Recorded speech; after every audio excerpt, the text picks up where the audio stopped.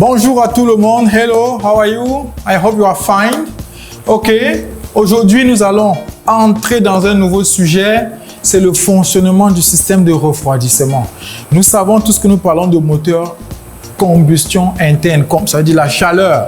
Il faut bien se poser la question, mais où va cette chaleur? À quoi ça sert dans notre circuit de refroidissement? Où va la chaleur? Ça, c'est la question. 1. Elle va où? Elle se retrouve dans le tuyau d'échappement.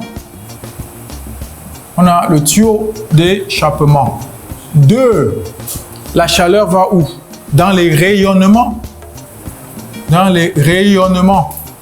Je ne sais pas, on dit Strahlung en allemand. Ça veut dire si vous mettez la main sur le capot, vous sentez comme s'il y a une certaine chaleur. Et enfin, elle va où? Elle se retrouve dans ce qu'on appelle donc le système de refroidissement. Donc, voici les 3 endroits où se retrouve la chaleur de notre moteur. Nous avons vu déjà qu'une voiture, je vais la dessiner comme ça, voilà. Voilà notre voiture. Elle prend quoi? Notre voiture prend l'air plus le carburant. Et qu'est-ce qui en ressort? Il en ressort, si vous voulez, la chaleur, l'énergie calorifique et le mouvement.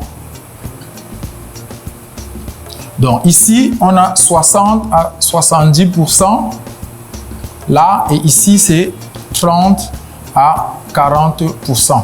30, c'est pour le moteur essence, alors que 40, ça sera pour le moteur diesel. Ça veut dire que quoi? Ça veut dire que quand nous mettons de l'air et le carburant, c'est-à-dire au départ, c'est l'énergie chimique, on sait que le carburant, c'est le C8H18. C'est d'abord l'énergie chimique qui va se transformer au niveau de la combustion en énergie calorifique.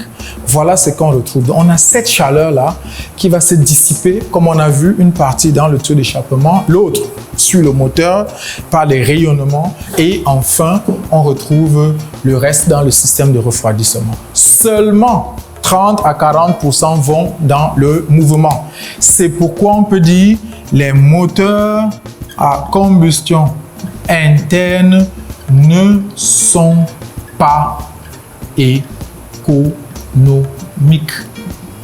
Alors, si au moins ça on a retenu, c'est une très bonne chose. Voilà la démonstration. Donc, nous mettons 1 litre de carburant, mais en fait, ce n'est que 0,3 litres qui est réellement utilisé pour ce qu'on voulait se déplacer. Le reste va dans la nature sous forme de chaleur. Donc, ça, c'est le premier message. La vraie question qui se pose, c'est comment je fais pour évacuer toute cette chaleur de mon système, le système de refroidissement. Donc, pour pouvoir évacuer donc la chaleur du système, on a donc créé ce qu'on appelle le système de refroidissement. Il faut dire que le système de refroidissement travaille à une température d'à peu près 90 degrés. Aujourd'hui, on a augmenté cela. Les voitures modernes sont passées à 120 degrés. Pourquoi? C'est pour pouvoir augmenter la différence qu'il y a entre la température du système et la température ambiante. Ça permet comme ça de mieux évacuer la température, la chaleur du moteur. Donc, c'est extrêmement important de garder ça en tête qu'on ne peut augmenter. Alors, la question c'est comment on a fait pour augmenter? Nous savons que dans un moteur, on a à peu près 2000 à 2500 degrés. Donc, les moteurs d'aujourd'hui chauffent beaucoup et c'est une bonne chose parce qu'on va avoir plus de puissance, plus de compression. Pour le faire, il faut pouvoir aussi se dire comment je vais faire pour évacuer tout ça. Alors, donc, pour évacuer, la question maintenant c'est le comment. On rend tout simplement le système hermétique, très hermétique.